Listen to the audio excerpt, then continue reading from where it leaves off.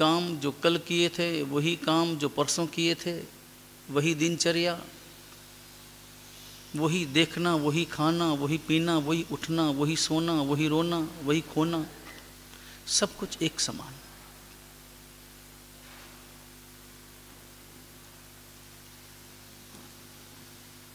ऐसे ही जैसे किसी कवि ने कहा, होते ही फजर चूल्हे पे नज़र, सुबह हुई कि चूल्हे पर नज़र गई, और होते ही शाम खटिया पे धाम, शाम हुई कि सो गए। जीवन तो बहुत लंबा जिया है। इस संसार के पदार्थों का उपयोग उपभोग भी न मालूम कितनी बार कितनी तरह से किया है, लेकिन लक्ष्य बिना का जीवन, कोई उद्देश्य नहीं है, कोई डेस्टिनेशन नहीं है। मुझे करना क्या है, मुझे पाना क्या है। दो शब्द हैं हिंदी भाषा के, एक गति और एक दिशा। जीवन में गति जितनी जरूरी है, उससे भी ज्यादा जरूरी है जीवन को दिशा देना, दिशा का निर्धारण करना। गति चाहिए, मगर बाद में, पहले दिशा चाहिए। सबसे पहले मैं ये तय तो करूं चलने से पहले कि जाना कहां है, और जहां जाना है वहां जाने का उद्देश्य क्या है,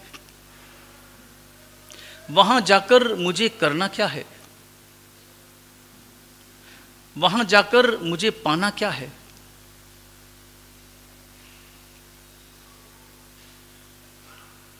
केवल चलने से तो कुछ ना होगा। चलता तो घानी का बैल भी बहुत है,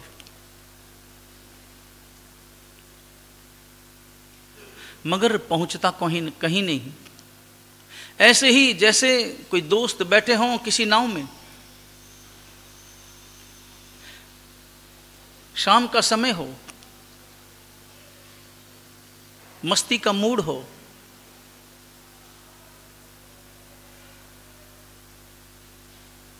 थोड़ी जल्दबाजी में हो,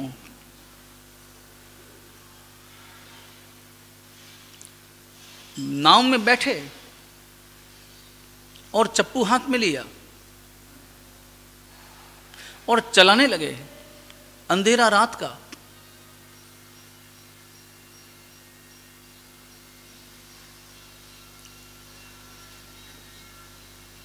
और रात के अंधेरे में कृष्ण पक्ष की प्रारंभिक रात में अंधेरा है और उतरती रात में उजाला है।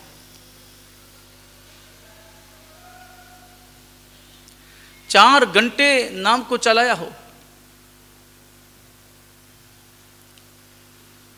हाथ दुखने आ गए हों, और अचानक मन में आया हो कि बहुत दूर निकल आए होंगे,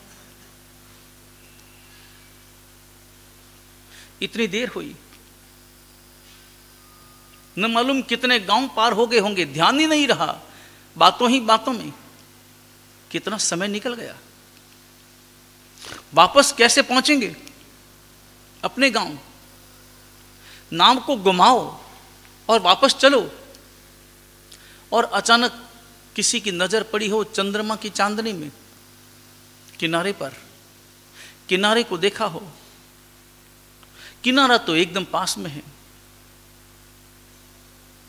किनारे के मकान देखे हों, मकान थोड़े परिचित लगे हों, और ध्यान से देखा है तो वह मित्र बोला है कि नाव को घुमाने की जरूरत कहां है, क्योंकि जहां से चढ़े थे वही तो हैं, वही किनारा है, वही अपना गांव है, वही अपना घाट। ऐसा कैसे हो सकता है? इतनी देर से हम नाम चला रहे हैं,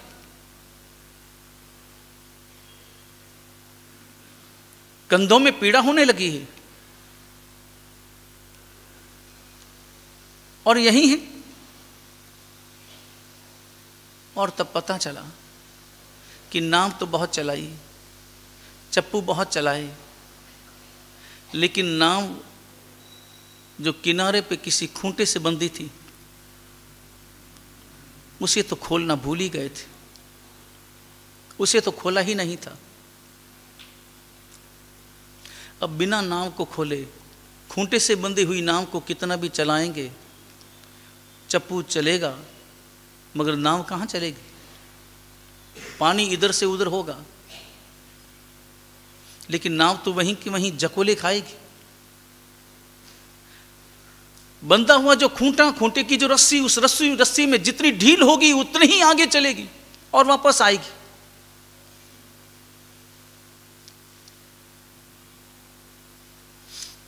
गति बाद में, पहले दिशा। दिशा सबसे पहले चाहिए।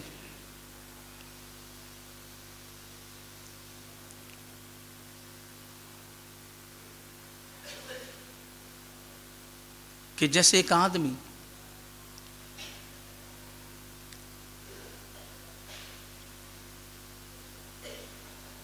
उसने हवाई जहाज किराए पर लिया हो, पहली बार हवाई जहाज में बैठने का काम पड़ा,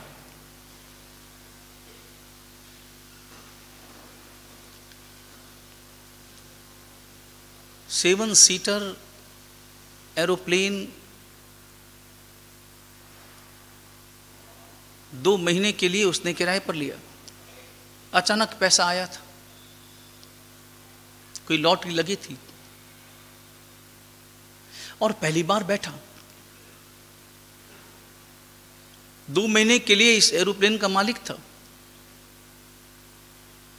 तो मालिक की तरह उसका व्यवहार हो रहा था।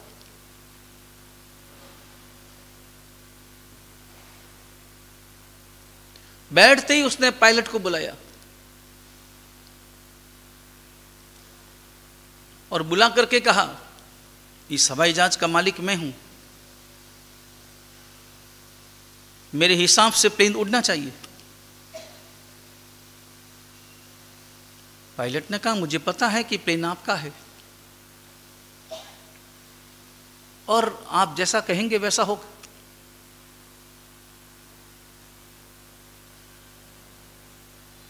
उसने कहा, मुझे तेज गति पसंद है।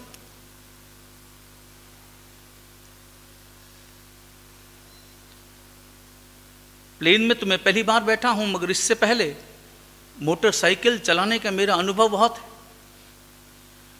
और मैं चलाता हूं जब मोटरसाइकिल तो आसपास वाले सब सावधान हो जाते हैं, इतनी तेज चलाता हूं।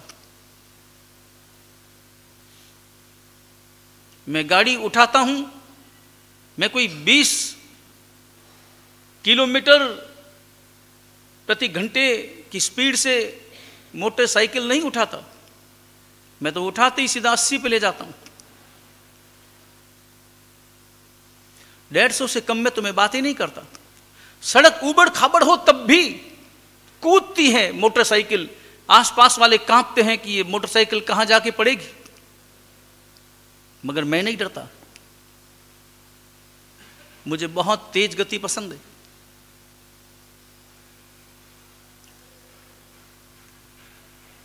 छोटी उम्र होने के कारण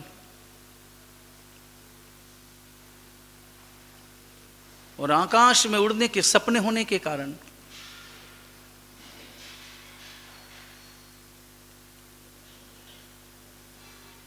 उसकी सोच वैसी थी। हवाई जहाज भी तेज गति से उड़ना चाहिए। और बैठा हवाई जहाज में, हवाई जहाज उड़ा।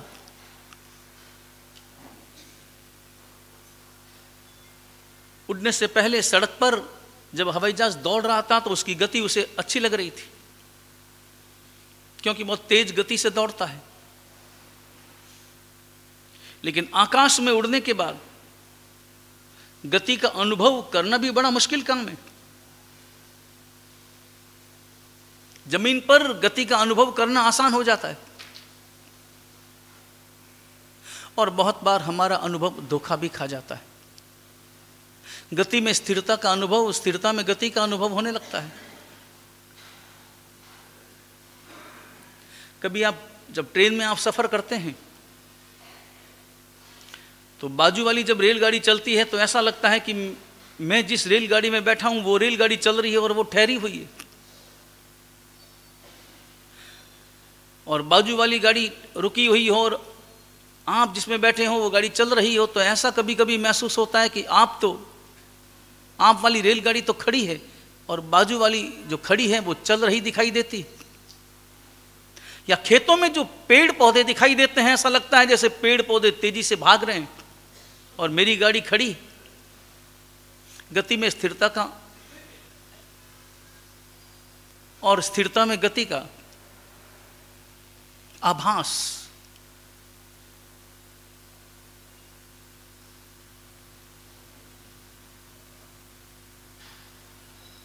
प्लेन जब दौड़ रहा था सड़क पर तो तेज लग रहा था, मगर आकाश में उड़ने के बाद अब गति का अनुभव करने के लिए कोई न कोई स्थिर चाहिए। किसी की स्थिरता ही आपको गति का बोध देता है।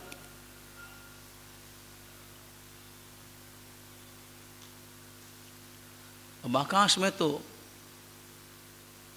कोई पता ही नहीं चलता है कि प्लेन किस गति से दौड़ रहा है, मगर फिर भी उसे लगा गति बहुत धीमी है, गति बहुत धीमी है। पायलट को बुलाया, मैंने तुम्हें कहा था कि गति तेज करो, किस गति से उड़ रहा है? उसने कहा कि अधिकतम गति से उड़ रहा है। रेड लाइन आ गई है मीटर में, भले इसकी अधिकतम गति 800 किलोमीटर प्रति घंटा है इस प्लेन की, लेकिन 600 के बाद 500 के बाद लाल लाइन आनी प्रारंभ हो जाती। इससे ज्यादा गति से उड़ाना नुकसान कारक हो सकता है, और अभी 500 की गति से उड़ रहा है, लाल निशान के नजदीक पहुंच गया है।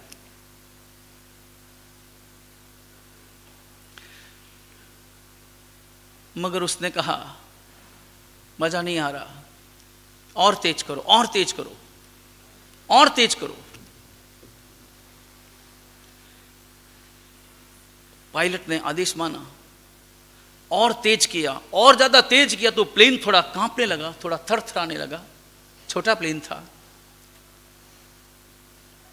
इस गति को वो इतना झेल नहीं पा रहा था, और उस व्यक्ति को बड़ा आनंद आने लगा। हाँ, अब बड़ा मजेदार है, अब लगता है कि प्लेन उड़ रहा है, बड़ा अच्छा लग रहा है। इतने में पायलट आया, बिना बुलाए आया, और आकर के कहा कि मैं आपको 2 समाचार देना चाहता हूं, एक अच्छा है, एक बुरा है। पहले कौन सा समाचार सुनना पसंद करोगे?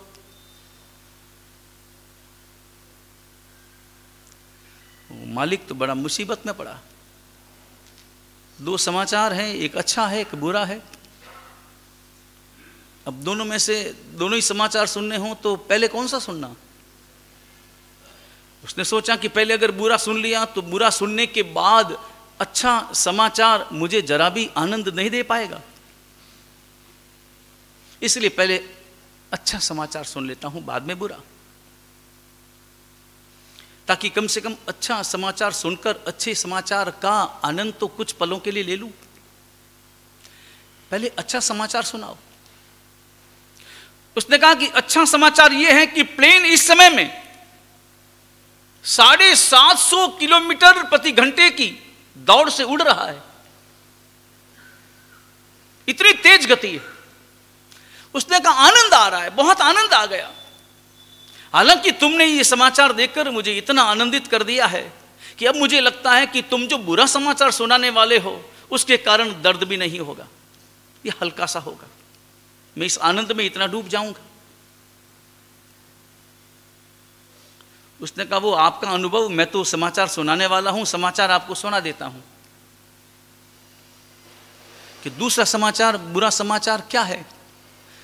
कि बुरा समाचार यह है, अच्छे समाचार के साथ में जुड़ा हुआ, कि गति इसकी 750 किलोमीटर प्रति घंटे की है, लेकिन यह प्लेन कहां जा रहा है इसका कंट्रोल मेरे हाथ में नहीं है। किधर जा रहा है, कहाँ जाकर के रुकेगा, मुझे कोई पता नहीं है। किधर जा रहा है इसका कोई ठिकाना नहीं है। और इसके साथ साथ समाचार तो मैंने दोनों सुना दिए हैं, लेकिन सूचना मैं आपको दे रहा हूं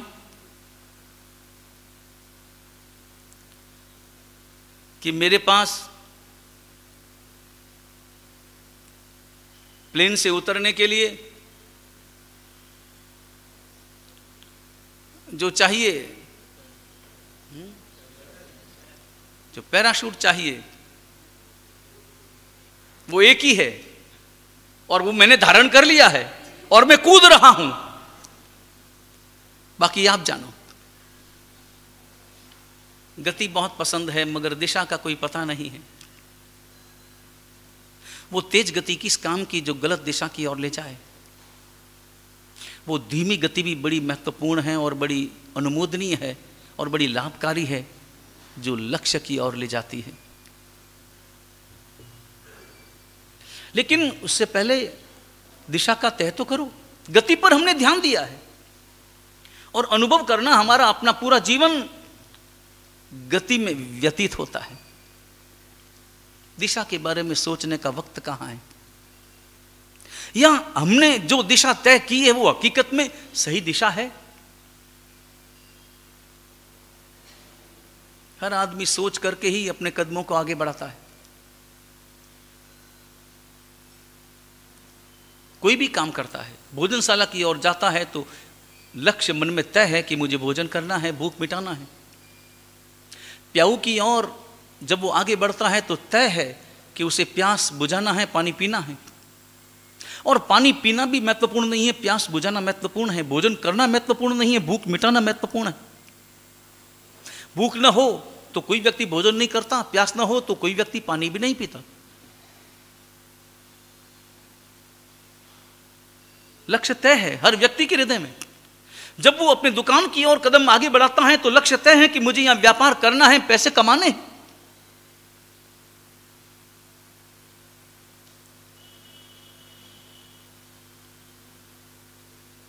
पालीतना की ओर हमने कदम आगे बढ़ाए, हमारे मन का लक्ष्य क्या है? जब भी हम जहां पर भी हम अपने कदम आगे बढ़ाते हैं तो तय होता है ना कि मुझे क्या करना है, कहां जाना है और वहां जाकर क्या करना है। पालीतना के लिए हमने कदम आगे बढ़ाए अपने गांव से, कोई महाराष्ट्र से, कोई राजस्थान से, कोई तमिलनाडु से आए हम पालीतना। हमारे अंतर का लक्ष्य क्या है? जो चर्चा चल रही थी, यहां हम पालीतना में कोई सामान्य कार्य करने के लिए नहीं आए, टाइम पास करने के लिए नहीं आए। हम घर से निकाले हुए लोग नहीं हैं कि यहां बड़े आराम से रह जाएं, कम से कम 2 महीना तो आराम से बीतेगा। यहां हम बातें करने के लिए नहीं आए, यहां हम सोने के लिए नहीं आए, हम खाने पीने के लिए नहीं आए, यहां नींद लेने के लिए नहीं आए।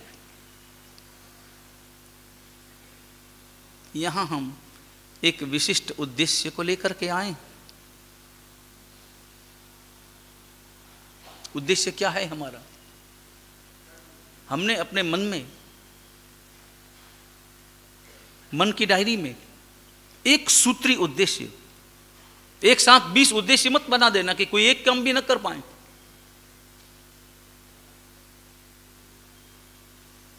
एक सूत्री हमारा उद्देश्य क्या है? और वो उद्देश्य शत्रुंजय नाम में मिलता है, नमो अरिहंताना में मिलता है। शत्रुओं पर विजय प्राप्त करने के लिए आए हैं। थोड़ा जोश भरना होगा। ढीले ढाले बैठने से शत्रुओं पर विजय प्राप्त नहीं होती। शक्ति का संचार करना होगा। यहां शक्ति कौन सी? यहां भावों की शक्ति का संचार करना होगा। भाव ही शक्ति है, भावों में ही वो ताकत है। जो हमें सिद्ध अवस्था तक पहुंचा देती। वो सारी ताकत, वो सारी शक्ति भावों में छिपे पड़ी है। शत्रु को पहचानो। शत्रु दो प्रकार के, एक बाहर के शत्रु, एक भीतर के शत्रु। बाहर के शत्रुओं को पहचानना तो बहुत आसान है। आसान क्या है, मैं खुद ही तो बनाता हूं। पहचानने की बात ही कहां है? जिसे मैंने खुद ने बनाया है उसे पहचानना क्या है? मैं जानता ही हूं, क्योंकि मैंने ही बनाया है, मैंने ही माना है।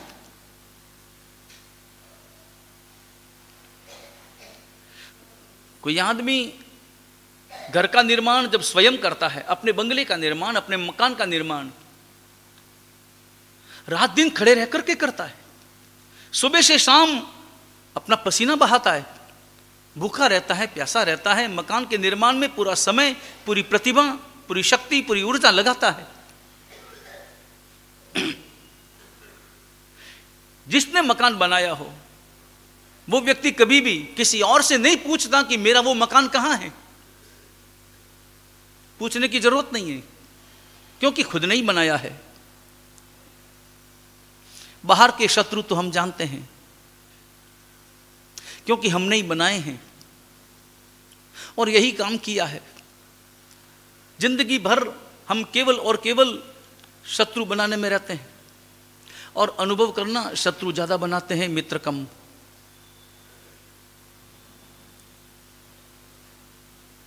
हम अपने जीवन में शत्रुओं का निर्माण ज्यादा करते हैं,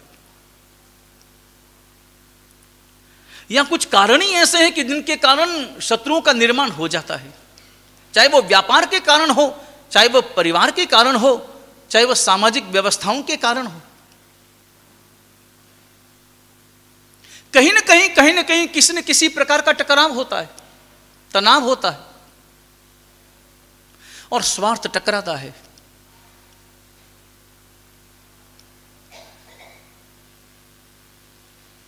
और स्वार्थ तो टकराएंगे ही टकराएंगे। और वहां अगर समझ न हो, स्वार्थ के साथ समझ न हो, समझ के अभाव में समझौता न हो, तो शत्रुओं का निर्माण आसान हो जाता है।